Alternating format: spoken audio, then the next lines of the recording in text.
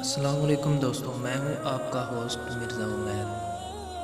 اگر آپ نے ابھی تک ہمارا چینل سبسکرائب نہیں کیا تو جلدی سے سبسکرائب کر لیں اور بیل کے آئیکن کو پریس کر دیں۔ عرب شریف میں 1922 تک ترکی کی حکومت تھی، جسے خلافت عثمانیہ کے نام سے جانا جاتا ہے۔ 1922 سے پہلے سعودی عرب کا نام سعودی عرب نہیں بلکہ حجاز مقدس تھا۔ خلافت عثمانیہ دنیا کے 3 براعظموں پر 623 سال یعنی 1299 سے لے کر 1922 تک قائم رہی۔ جب بھی دنیا میں مسلمانوں پر ظلم و ستم ہوتا تھا تو ترکی حکومت اس کا منہ توڑ جواب دیتی۔ امریکہ، برطانیہ، یورپین، نصرانی اور یہودیوں کو اگر سب سے زیادہ خوف تھا تو وہ خلافت عثمانیہ کا حکومت کا تھا۔ امریکہ یورپ جیسوں کو معلوم تھا کہ جب تک خلافت عثمانیہ ہے ہم مسلمانوں کا کچھ بھی نہیں بگاڑ سکتے ہیں۔ امریکہ اور یورپ نے خلافت عثمانیہ کو ختم کرنے کی سازش شروع کی۔ 19ویں صدی میں سلطنت عثمانیہ اور روس کے درمیان بہت سی جنگیں بھی ہوئیں۔ چونکہ مکہ اور مدینہ مسلمانوں کے نزدیک قابل احترام ہیں، اس لیے اس نے سب سے پہلے فتنہ وہیں سے شروع کروایا۔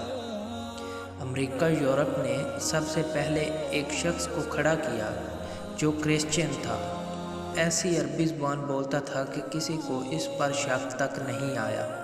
اس نے عرب کے لوگوں کو خلافت عثمانیہ کے خلاف یہ کہہ کر گمراہ کرنے کی ناکام کوشش کی کہ تم عربی ہو اور یہ ترکی اجمی یعنی غیر عربی ہیں، ہم اجمی کی حکومت کو کیسے برداشت کر رہے ہیں۔ اس پر لوگوں نے اس کی ایک نہ مانی۔ یہ شخص لانس آف عربیہ کے نام سے مشہور ہوا۔ اب لانس آف عربین لکھ کر گوگل پر سرچ کر سکتے ہیں۔ پھر امریکہ نے ایک شخص کو کھڑا کیا جس کا نام عبدالوہاب نجدی تھا۔ عبدالوہاب نجدی کی ملاقات عرب کے ایک سوداگر سے ہوئی جس کا نام ابن سعود تھا۔ اس نے ابن سعود کو عرب کا حکمران بنانے کا لالچ دیا۔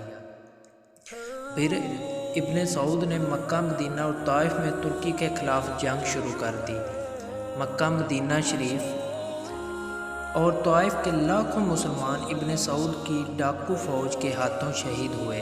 جب ترکی نے دیکھا کہ ابن سعود ہمیں عرب سے نکالنے اور خود عرب پر حکومت کرنے کے لیے مکہ، مدینہ شریف اور طائف کے بے قصور مسلمانوں کو شہید کر رہا ہے، تب ترکی نے عالمی طور پر یہ اعلان کر دیا کہ ہم اس پاک سرزمین پر قتل و غارت پسند نہیں کرتے۔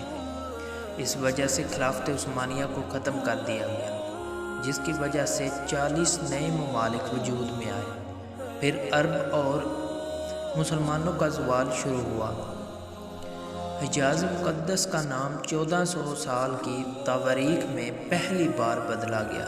ابن سعود نے حجاز مقدس کا نام اپنے نام پر سعودیہ رکھ دیا، اور اس فتنے کا ذکر احادیث میں بھی ملتا ہے، اور اسی وجہ سے سرکار دو عالم صلی اللہ علیہ وآلہ وسلم نے سعودی عرب کے شہر نجد کے بارے میں دعا نہیں فرمائی تھی۔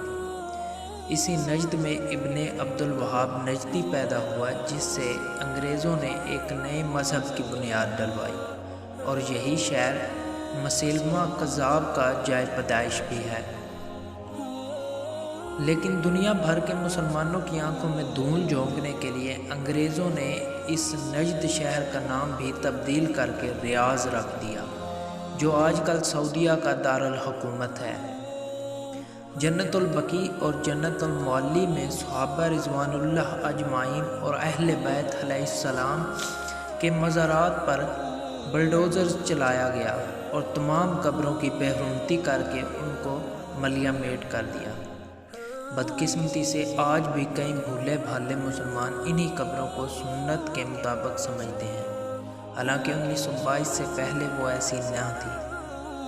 حرم شریف کے جن دروازوں کے نام صحابہ اور اہل بیت کے نام پر تھے ان کا نام السعود کے نام پر رکھا گیا۔ آپ یہ ساری معلومات انٹرنیٹ کے علاوہ تمام تاریخ کی کتابوں میں بھی پڑھ سکتے ہیں۔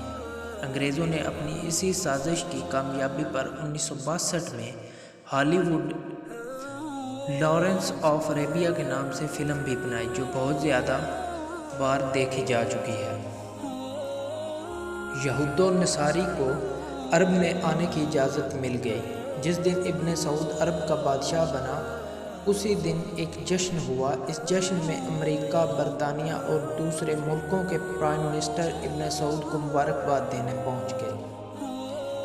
जिस अरब के नाम से यहूद और नसारी कामते थे वो सऊदिया अमेरिका के इशारे पर नाचने लगा और आज भी रिंदों के साथ नाच रहा है। यहूद और नसारी की इस नापाक साजिश का जिक्र करते हुए इल्लामा डॉक्टर मोहम्मद इकबाल ने अपने कलाम में लिखा है, वो फाका कश जो मौत से डरता नहीं ज़रा, वो फाका कश जो मौत से डरता नहीं ज़रा, रूहे मोहम्मद इसके दिल से निकाल दो। फ़िक्र अरब को देकर फ़रंगी तख़ीलात, इस्लाम को हजाज और यमन से निकाल दो। अल्लाह ताला मुसलमानों के ऐसे फितनों से महफूज फरमाकर फिर से खिलाफत की दौलत अता फरमाए और हमें माजी के तल्ख़ हक़ाइक़ को समझने के अक्ल अता फरमाए। आमीन सुम्मा आमीन। इसी के साथ दोस्तों मैं आपसे इजाज़त चाहूँगा, फिर मुलाकात होगी। अल्लाह निगहबान। और इस चैनल को सब्सक्राइब करना मत भूलें।